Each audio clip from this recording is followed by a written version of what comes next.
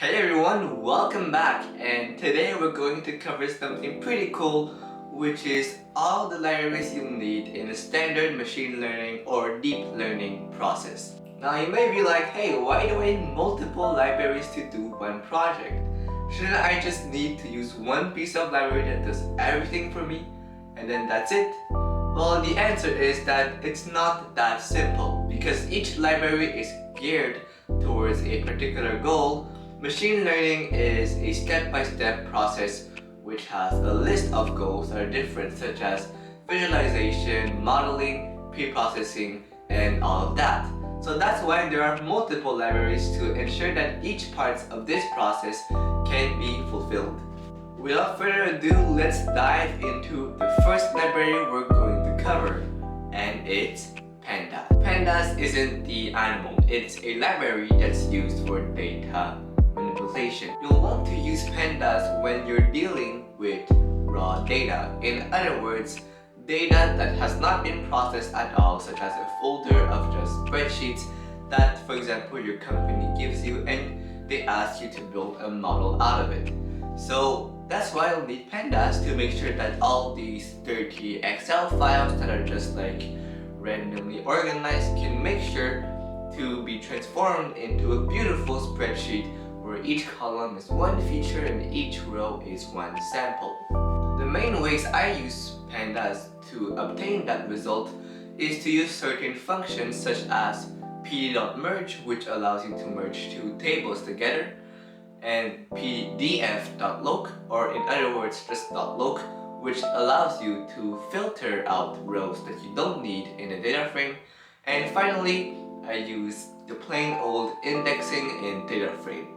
To get started with Pandas, I would suggest checking out my non-existent video on Pandas, but I swear it will come out soon at the time of this publishing date. I would definitely recommend looking at the documentation and at some example codes. For example, Pandas itself provide a website with their whole documentation, and their getting started section is an excellent way to, get started with Pandas.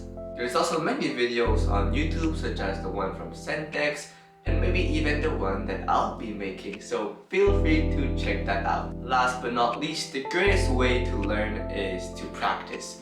So once you read the tutorials and everything, make sure to use Pandas in your project, and then you'll see it'll just become second nature and another tool in your belt. The next tool we'll be covering is, drumroll, Matplotlib. It's really awesome, and even though it looks quite minimal and bare bones, Matplotlib is a library that allows you to plot pretty much everything you'll ever want. To get started with Matplotlib, I would suggest just check out my video on Matplotlib, or read the documentation, or just check out any video on YouTube. The most important thing for you is to just practice it, and you'll see it is super easy. On to our next tool, and this library is called Scikit-Learn. It's basically the holy grail of machine learning. You can't go wrong when you're using Scikit-Learn in machine learning, because Scikit-Learn is just so helpful. It could almost be the only library you use, but unfortunately can't do everything. But at least it does the beautiful parts that you don't need to worry about, the implementation of models. So imagine having to code your model from scratch every time you started a machine learning project. Yeah, nope, we don't want to do that. The main tools I use from Scikit-Learn are definitely the models. So for example, logistic regression, linear regression, all of that. Make sure to learn that, because it's going to be pretty much your best friend in the end. In other cases, but those are less frequent than modeling, you'll have to work with text.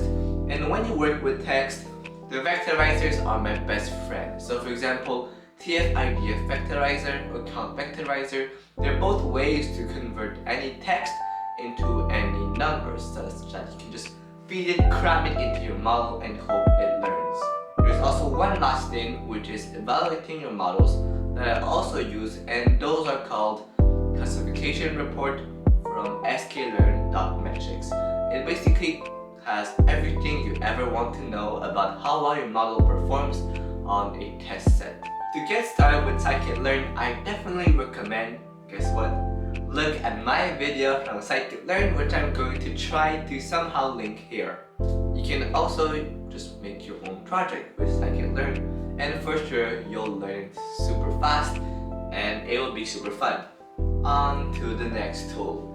And as you know, we covered machine learning, so Scikit-Learn for machine learning modeling, but we didn't cover anything regarding deep learning yet. So for deep learning, one of the libraries I recommend is Keras. It's beautiful, it's simple, and it's decently fast as well. The main tools I use from Keras is, well, in the utils section there is 2 categorical and pad sequences.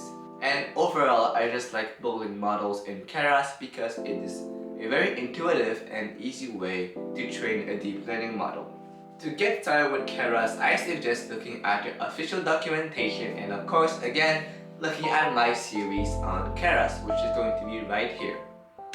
Also, I do suggest, again, to work on projects, and even though it may be much harder to use it because Keras is deep learning and you need all the compute, we can use a website like Google Colab, which provides you with free GPUs that you can just hoard and use for your own personal learning experience. So, we covered when you want to work with a standard deep learning process. But what happens if you want to get more involved doing some cutting edge research? Well then, the next library is your best friend. It's Pytorch.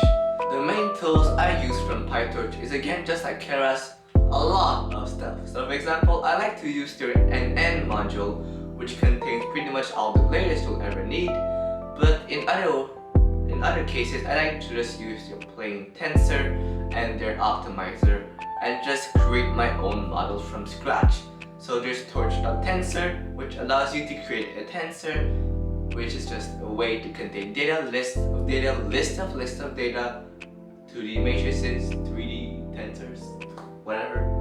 It basically just contains your input and your output, and you can just work your way around using it. But the fun thing about Pytorch is that it includes gradient descent, so you don't need to worry about calculating it, and it makes your whole coding experience much easier because as soon as just define how you want to calculate your loss, we can just say minimize it, and then it will just propagate back and adjust everything you need so that your model performs even better.